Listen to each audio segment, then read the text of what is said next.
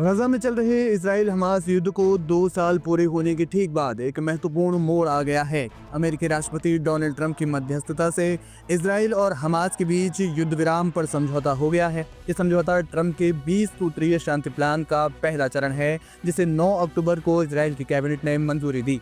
10 अक्टूबर को युद्ध विराम प्रभावी हो गया और इजराइल ने गजा के कुछ हिस्सों से अपनी सेना को पीछे हटाना शुरू कर दिया।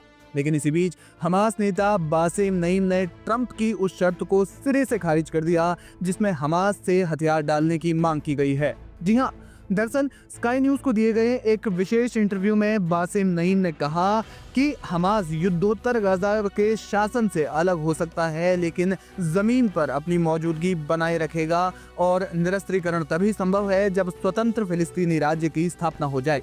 ये बयान 2 वर्षों के खूनी संघर्ष के बीच एक नई उम्मीदों पर सवाल खड़े कर रहा है, जहां 66,000 से ज्यादा लोग मारे जा चुके हैं। हालांकि बासिम नईम ने अपने बयान में अमेरिकी राष्ट्रपति डोनाल्ड ट्रंप की कोशिशों की भी तारीफ की।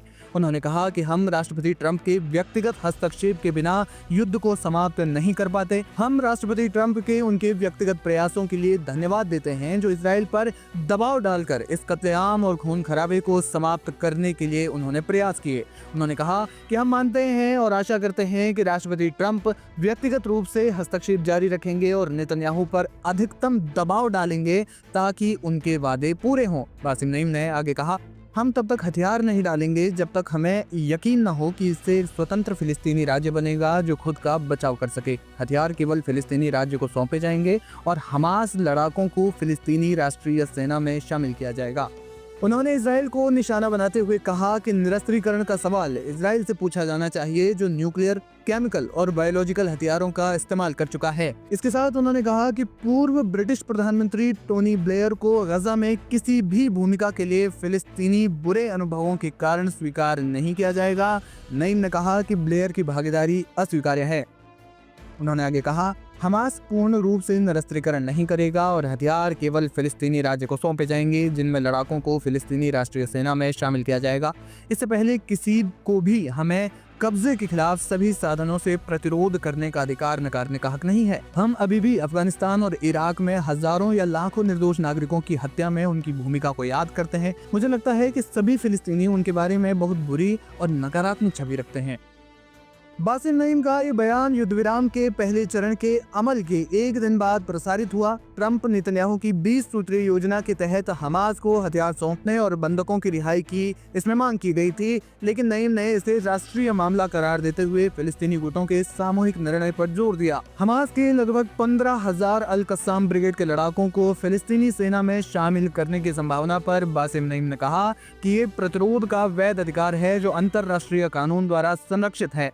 ये बयान ट्रंप की योजना के दूसरे चरण पर सवाल खड़े करता है, जहां हमास की सैन्य क्षमता समाप्त करने की शर्त है। बहरहाल देखना ये होगा कि बासिम नईम के इस बयान के बाद क्या कुछ नया तूफान उठता है और गजा में शांति योजना पर क्या प्रभाव पड़ता है।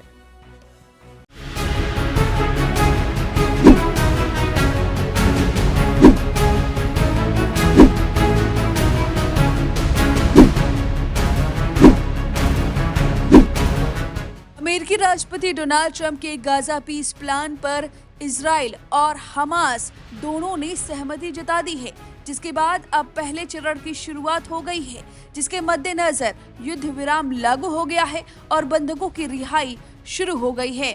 और अब इजराइल ने फिलिस्तीन के 250 कैदियों को रिहा करने का ऐलान कर दिया है। बंधकों का बकायदा लिस्ट जारी कर दिया है। ये लिस्ट हमास के लिए राहत भरी तो है, लेकिन कुछ कसक इजराइल ने छोड़ दी है।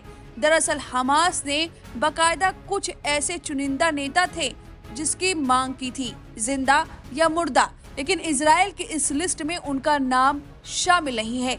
चलिए जानते हैं कि हमास किन नेताओं की मांग कर रहा था और इजराइल ने उनका नाम लिस्ट में क्यों नहीं रखा। तो आपको बता दें कि लिस्ट में हमास, फिलिस्तीनी इस्लामिक जिहाद, फतह और पॉपुलर फ्रंट जैसे कई लड़ाके सदस्य शामिल हैं। हालांकि इस लिस्ट में मारवान भरगौती का नाम नहीं है, जबकि हमास ने उनकी रिहाई की मांग की थी। आपको बता दें कि मारवान बरगौती वही शख्स हैं जिनको लेकर ये संभावनाएं जताई जा रही हैं कि यही फिलिस्तीन के पहले राष्ट्रपति हो सकते हैं। मारवान बरगौती एक प्रमुख राजनीतिक और सैन्य नेता है। इजराइल के खिलाफ कई हमलों में शामिल रहने के आरोप में बरगौती जेल की सजा काट रहे हैं। बरगौती को 40 साल की जेल की सजा और 5 आजीवन कारावास की सजा मिली है। हालांकि इजराइल ने रिहाई की लिस्ट में मारवान बरगौती का नाम नहीं शामिल किया है, जिस पर हमास अड़ा हुआ है। जानकारी के मुताबिक इजराइल 250 कैदियों, 22 नाबालिग और 1722 गाजावासियों को रिहा करने जा रहा है। इसमें से किसी का भी नाम 7 अक्टूबर 2023 को हुए हमास हमले से नहीं जुड़ा था। 1722 गाजावासियों में से 1411 इजरायली जेल सर्विस की हिरासत में हैं, जबकि 311 आईडीएफ की गिरफ्त में हैं। इजराइल ने साफ कर दिया है कि रिहाई हमास द्वारा शेष 48 बंधकों को छोड़ने के बाद ही की जाएगी। इन बंधकों में 7 अक्टूबर को अगवा किए गए 251 लोगों में से 47 बचे लोग शामिल हैं। साथ ही एक सैनिक का शव भी है जो 2014 की गाजा जंग के दौरान शहीद हुआ था। रिपोर्ट के अनुसार इजराइल ने यह भी तय किया है कि वो 360 गाजा लड़ाकों के शव वापस करेगा। हालांकि उनके हमास के शीर्ष नेताओं याह्या सिनवार और मोहम्मद सिनवार के शव लौटाने से इनकार कर दिया है। ये दोनों हमास के सबसे बड़े चेहरे माने जाते थे और इजराइल की कार्रवाई में मारे गए थे। हमास चाहता है कि उनके शव वापस फिलिस्तीनी जमीन पर पहुंचे, लेकिन इजराइल ने इन दोनों शव को वापस करने से साफ साफ इनकार किया है।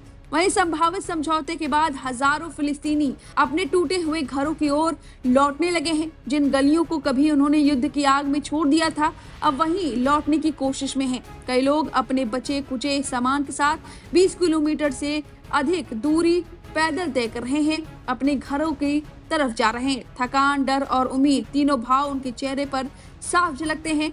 गाजा के मलबे के बीच लौटते ये लोग मानो कह रहे हों कि हमारी जमीन चली है, लेकिन हमारी उम्मीद नहीं। वहीं आपको बता दें कि ट्रंप ने सितंबर में अपनी 20 सूत्री गाजा शांति योजना पेश की थी, जो हमास को 5 अक्टूबर तक स्वीकार करने की समय सीमा के साथ आई थी। योजना में बंधकों की रिहाई, युद्ध विराम और मानवीय सहायता का प्रवाह प्रमुख बिंदु थे। इसका पहला चरण शुरू हो गया है। माना जा रहा है कि इजराइल उन नामों को लिस्ट में शामिल नहीं कर रहा है जिसके लिए हमास बेताब है। ऐसा करके इजराइल हमास की दुखती नस को हमेशा टटोलता रहेगा। यही वजह है कि सबसे पहले 48 बंधकों को वो रिहा करवाना चाहता है, जिससे वो इजराइल पहुंचे, उसके बाद ही वो बड़ा फैसला लेगा। फिलहाल देखना होगा कि हमास क्या अपनी बात मनवाने में सफलता हासिल करता है या नहीं। कुछ ही ऐसे चुनिंदा हमास के नेता हैं जो अभी भी रिहा नहीं हो पाए हैं। फिलहाल इस पूरी खबर पर आपकी क्या राय है, हमें कमेंट करके जरूर बताएं।